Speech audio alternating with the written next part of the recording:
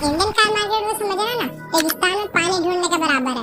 यहाँ के लोगों को ज्यादा फीचर्स वाली एंडेवर पसंद नहीं आएगी, पसंद आएगी तो कम फीचर वाली पर ज्यादा रोला वाली फॉर्च्यूनर। और इंडिया के लोग बाइक पे बारिश में भीगते भीगते जाना ज्यादा पसंद करेंगे आज के बाइक को नैनो में चलना। इसलिए मैंने 12 गाड़ियों का लिस्ट बनाया और इस लिस्ट में से कुछ कार ऐसी है जो बहुत ही ज्यादा वैल्यू फॉर मनी थी बट फिर भी फेल हो गई, और इसमें से कुछ कार ऐसी भी है जो फेल होने के लिए लॉन्च हुई थी।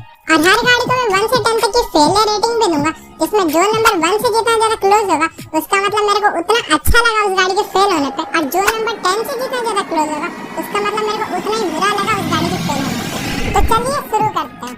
मेरा ये चैनल सब्सक्राइब करें। ओपेल वेक्ट्रा, आप में से तो कई सारे लोगों ने ओपेल कंपनी का नाम तक नहीं सुना हुआ होगा। डोंट वरी, मैंने भी नहीं सुना था। ये सब दोगलापन है। ओपेल एक जर्मन ब्रांड है जो कि जनरल मोटर्स के द्वारा ओन की जाती है। तो ओपेल वेक्ट्रा एक डी सेगमेंट सेडान थी जिसमें आपको एक बहुत ही तगड़ा 2.2 लीटर का इंजन मिलता था जो 146 bhp प्रोड्यूस करता था। पर इस गाड़ी का मेन हाईलाइट इसका फ्यूचरिस्टिक फीचर्स था। भाई लिटरली 2003 के टाइम पे इसमें आपको इलेक्ट्रॉनिकली फोल्डिंग ORVMs मिलते थे, रेन सेंसिंग वाइपर मिलता था, ABS, EBD, बोस का sound system, electro hydro assist steering wheel, ऐसे बहुत ही सारे फीचर्स इस गाड़ी में अवेलेबल थे। यार उस टाइम पे AC दे देना ही बहुत बड़ी बात होती थी, ये तो बिल्कुल स्पेसियस थी उस टाइम के लिए। सही बात है। और ओपेल वेक्ट्रा का प्राइस 16.75 लाख था जो कि इस कार के हिसाब से काफी ज्यादा डिसेंट था, लेकिन उस टाइम के हिसाब से डिसेंट नहीं था। और इस कार की रिलायबिलिटी भी कुछ खास थी नहीं, इसलिए ये कार इंडिया में सक्सेस नहीं कर पाती है और 2005 में इसको डिसकंटिन्यू कर दिया जाता है। और मेरे को काफी ज्यादा दुख लग रहा है इस कार के फेलियर के लिए, इसलिए मैं इसको 8 आउट ऑफ 10 दूंगा। और ओपेल की तरह ही एक और कंपनी थी जिसका नाम था सैम। और भले ही आप लोगों ने सैम कंपनी का नाम नहीं सुना होगा, लेकिन आप लोगों ने विजय माल्या का नाम तो सुना ही होगा। ये एक पार्टनर थे इस कंपनी में। और सैम कंपनी की एक छोटी सी प्यारी सी क्यूट सी कार आती थी जिसका नाम था सैम स्टॉर्म। सैम स्टॉर्म एक 2 सीटर कन्वर्टेबल कार थी जिसमें आपको एक 1.1 लीटर का इंजन मिलता था जो कि बस 60 हॉर्स पावर प्रोड्यूस करता था, जो कि इसके 760 किलोग्राम के वेट के हिसाब से काफी ज्यादा डिसेंट था। और इस कार का प्राइस था बस 6 लाख रुपए। पर आप लोग तो जानते हैं इंडियन लोगों को ये सब लाइफस्टाइल वेरिएबल बिल्कुल भी पसंद नहीं आती है, इसलिए ये कार भी फ्लॉप हो गई। लेकिन मेरे को ये कार काफी ज्यादा अच्छी लगी, इसलिए मैं इसको 7 आउट ऑफ 10 दूंगा।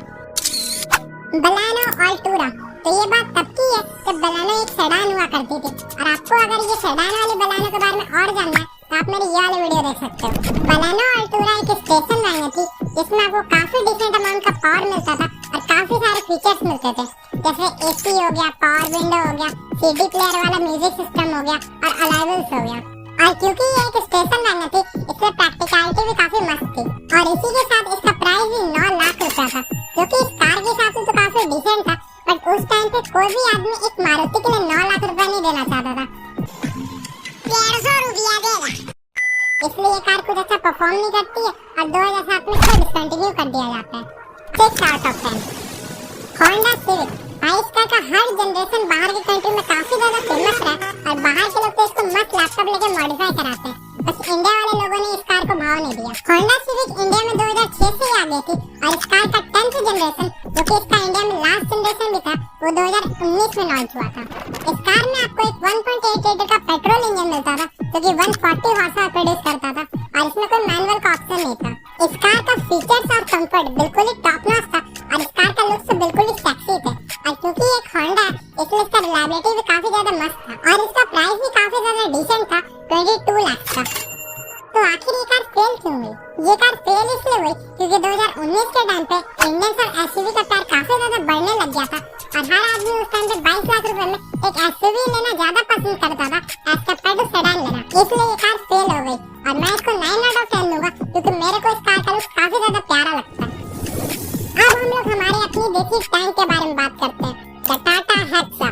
तो टाटा हेक्सा एक 2.3 टन की MPV थी जो कि SUV टाइप की दिखती थी और हेक्सा टाटा आर्या के ऊपर बेस्ड थी जो कि खुद ही एक फ्लॉप कार थी। तो हेक्सा में आपको एक 2.2 लीटर का इंजन मिलता था जो 140 हॉर्स पावर और 400 Nm का टॉर्क प्रोड्यूस करता था।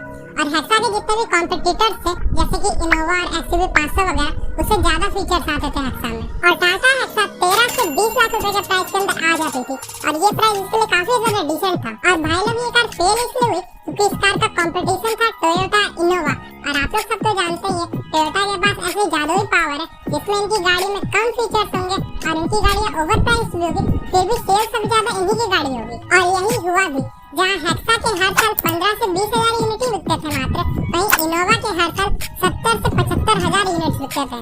और 2020 में जब BS6 इमिशन नॉर्म्स आए थे, तब टाटा वालों ने डिसाइड किया कि टाटा हेक्सा को डिसकंटिन्यू कर देना चाहिए, क्योंकि इसको BS6 में अपग्रेड करना प्रॉफिटेबल नहीं था। 7 आउट ऑफ 10। और वीडियो में कुछ कमी लग रही है तो प्लीज कमेंट करके जरूर बताइएगा, और प्लीज चैनल को सब्सक्राइब भी कर दीजिएगा। मेरे को इस मंथ से पहले 1000 सब्सक्राइबर चाहिए। Back to the video. तो अभी तक हम लोगों ने जितनी भी गाड़ियां देखी वो सब काफी डिसेंट कार्स थी, बट फिर भी फेल हो गई। और आगे जो हम लोग कार्स देखने वाले, तो मेरे को पर्सनल लगता है कि लॉन्च ही हुई थी फेल होने के लिए। महिंद्रा नुवो स्पोर्ट, ये कार 2016 में लॉन्च हुई थी 10.26 लाख के प्राइस पे। अब मेरे को पर्सनल लगता है कि इस कार का सबसे बड़ा रीजन है फेलियर का, वो है इसका लुक। बैक से इसका लुक देखे तो इसका टेल लाइट पिलर्स पे दिया गया, और इसका जो स्पेयर टायर होता है वैसे डिक्की में, और जैसे जी वैगन में बम्पर पे ऐसे रिवर्स लाइट आता है, वैसे इसका रिवर्स लाइट भी बम्पर ही पे। और पीछे से देखने में इसका लुक काफी ज्यादा खाली खाली सा लग रहा है, और साइड से इसका लुक देखने में इतना ज्यादा घटिया लग रहा है मानो कोई फुल साइज SUV थी, उसको बीच से ऐसे कट कर दिया गया है। फ्रंट से इसका लुक डिसेंट लग रहा है, बट इसका बॉडी के साथ इसका फ्रंट लुक मैच नहीं कर रहा। और महिंद्रा वालों से मेरा एक ही सवाल है, क्या फूक के ये डिजाइन आप लोगों ने बनाया? मैं नहीं बताऊंगा। और परफॉर्मेंस इस गाड़ी में डिसेंट ही थी। इसमें 1.5 लीटर का इंजन था जो 100 हॉर्स पावर प्रोड्यूस करता था। मेरे को इस कार में एक ही चीज अच्छा लगा कि ये कार रेयर व्हील ड्राइव थी, और इस गाड़ी के लुक्स की वजह से इस कार की सेल्स कुछ खास हो नहीं पाई, और 2020 में इसको डिसकंटिन्यू कर दिया जाता है। 3 आउट ऑफ 10। अब कुछ बड़ी चीजों के बारे में बात करते हैं। निसान एलिविया, ये एक बिग साइज वैन थी, और इसका साइज इतना बड़ा था कि जो अशोक लेलैंड है ना, जो बड़ी बड़ी ट्रक्स बनाती है, उनको ये गाड़ी काफी ज्यादा पसंद आ गई थी, इसलिए वो लोग इस वैन को अपने नाम के अंडर लॉन्च किए। और निसान एलिविया का प्राइस था 10 लाख रुपए, और थियोरेटिकली ये कार इनोवा और बाकी MPV से कम्पीट करती थी, और प्राइस के हिसाब से इसमें कम फीचर्स और कम पावर था। और ये वैन फेल इसलिए हुई क्योंकि निसान इस वैन के साथ नॉर्मल फैमिली वाले लोगों को टारगेट करना चाह रहे थे, और इंडिया में कोई भी आदमी एक वैन चला के ऑफिस में जाना चाहता था। और भाई ये कम्पीट भी कर रही थी तो किसके साथ? इनोवा के साथ। हेक्सा जैसी अच्छी गाड़ी तो इनोवा को हरा नहीं सकी, ये क्या हराएगी? इसको तो ओमनी के साथ कम्पीट करना चाहिए था, बच्चे चुराने के कंपटीशन में। 2 आउट ऑफ 10। महिंद्रा वरीटो वाइप, एक सब 4 मीटर हैचबैक थी जो 2013 में लॉन्च हुई थी। और भाई ये एक्चुअली में थी क्या यार, ना ही ये प्रॉपर हैचबैक लग रही है, और ना ही स्विफ्ट डिजायर टाइप की सब 4 मीटर सेडान लग रही है। इसको देखने से लग रहा है कि महिंद्रा वाले एक कूपे हैचबैक टाइप का कुछ इन्वेंट करना चाह रहे थे, बट ये तो कुपोषित कार इवेंट हो गई है। एनीवेज, इस कार में आपको एक 65 हॉर्स पावर वाला इंजन मिलता था, जो बिल्कुल ही बेकार परफॉर्मेंस डिलीवर करता था, और फीचर्स भी इस कार में एवरेज से ही थे। और इस कार का प्राइस था 6.5 lakh rupees to 7.5 lakh rupees. And obviously इस कार की सेल्स कुछ खास हुई नहीं, और 2020 में इसको डिसकंटिन्यू कर दिया जाता है। 2 आउट ऑफ 10। अच्छा, आप लोगों को डैटसन कंपनी याद है?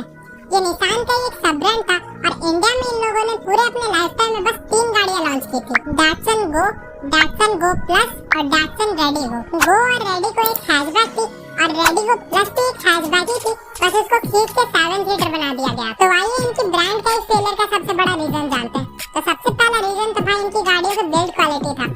भाई डैटसन गो ने लिटरली ऑल्टो से भी कम स्कोर किया था ग्लोबल एनकैप में। तो अब आप लोग बोलेंगे कि इंडिया में बिल्ड क्वालिटी से किसी को फर्क थोड़ी पड़ता था, और बात सही भी है, ऐसा होता तो ऑल्टो स्विफ्ट वगैरह कभी बिकती ही नहीं। सही बात है। पर डैटसन कंपनी के साथ ना और भी बहुत सारी दिक्कत है। इनकी गाड़ी का स्पेयर पार्ट कभी भी मिलता ही नहीं था, और इनकी सर्विस क्वालिटी भी बिल्कुल ही खराब। और टाटा वालों ने जो गलती नैनो के साथ की थी मार्केटिंग में, वो सेम गलती इन्होंने भी की थी अपनी गाड़ियों के साथ, इसलिए इनकी कोई भी कार हिट नहीं हुई, और निसान ने पूरे के पूरे ब्रांड को इंडिया से डिसकंटिन्यू कर दिया। 5 आउट ऑफ 10। टोयोटा यारिस, ऐसा बहुत कम ही होता है कि टोयोटा की जो गाड़ी इंडिया में फेल हो जाए, बट टोयोटा यारिस एक ऐसी गाड़ी है जो इंडिया में फेल हो गई।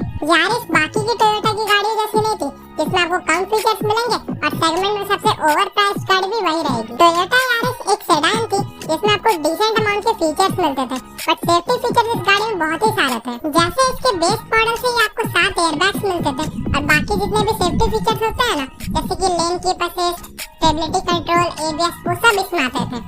ये अपने सेगमेंट की one of the most safest car थी।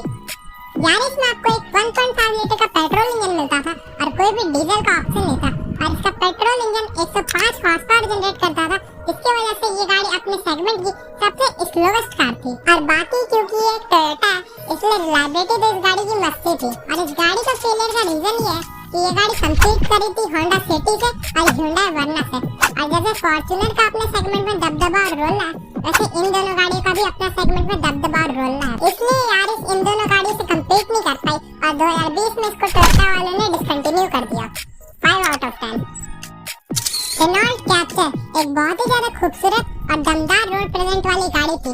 इसमें आपको एक 1.5 लीटर का डीजल इंजन मिलता था जो 109 हॉर्स पावर जनरेट करता था। और इस गाड़ी का इंजन बहुत ही ज्यादा रिफाइंड परफॉर्मेंस निकाल के देता था और इसका हैंडलिंग भी बहुत ज्यादा मस्त था, इसलिए इस गाड़ी को चलाने में तो बहुत ही ज्यादा मजा आता था। और इस गाड़ी में आपको फीचर्स भी डिसेंट अमाउंट के मिलते थे और इसमें पेट्रोल का भी ऑप्शन था। और रेनॉल्ट कैप्चर का प्राइस 12 to 17 लाख रुपीस का था। और इंग्लैंड और बाकी यूरोपियन कंट्रीज में कैप्चर बहुत ही ज्यादा सक्सेसफुल थी। और इंडिया में कैप्चर फेल इसलिए हुई क्योंकि इंडिया वाली कैप्चर और इंग्लैंड वाली कैप्चर बिल्कुल ही अलग गाड़ी थी। इंडिया वाली कैप्चर डस्टर के प्लेटफॉर्म के ऊपर बनी थी और इसमें इंजन भी डस्टर ही वाला यूज किया गया था। तो अब आप ही बताओ, मैं सीधा जाकर डस्टर ना ले लूं, ये 2 लाख रुपए एक्स्ट्रा देके ये क्यों खरीदूं? इसलिए ये कार को कोई लेता नहीं था और इसकी सेल्स भी ज्यादा होती नहीं थी, इसलिए 2020 में इसको डिसकंटिन्यू कर दिया गया था। 5 out of 10। Sonalika rhino. Sonalika हमारे कंट्री के एक बहुत ही ज्यादा फेमस ट्रैक्टर मेकर्स है और सोनालिका वालों ने एक दिन लैम्बोर्गिनी की सक्सेस स्टोरी सुन ली थी और उसी से मोटिवेट होकर ये लोग ने भी सोचा कि अब हम लोग चलो कार मार्केट में एंटर करते हैं। और 2006 में इन लोगों ने सोनालिका राइनो को लॉन्च किया। और पर्सनली मेरे को इस गाड़ी के लुक्स कुछ ज्यादा खास लग नहीं रही है, बट छोड़ बेइज्जती नहीं करूंगा। राइनो में आपको एक 97 हॉर्स पावर वाला इंजन मिलता था जो कि इसका वेट के हिसाब से काफी ज्यादा कम था, बट इस गाड़ी में फीचर्स काफी सही मिलते थे। और सोनालिका राइनो का प्राइस 6 to 9 लाख रुपीस का था और ये गाड़ी फेल अपने ब्रांड इमेज की वजह से हुई थी। इंडिया में कोई भी आदमी एक ट्रैक्टर मैन्युफैक्चरर का कार नहीं लेना चाहता था और बाकी बचा कुछ काम इस गाड़ी को फेल कराने का टोयोटा इनोवा और टाटा सूमो ने कर दिया। और फिर 2016 में सोनालिका वालों ने राइनो को डिसकंटिन्यू कर दिया। 3 आउट ऑफ 10। और आज की वीडियो के लिए बस इतना ही था।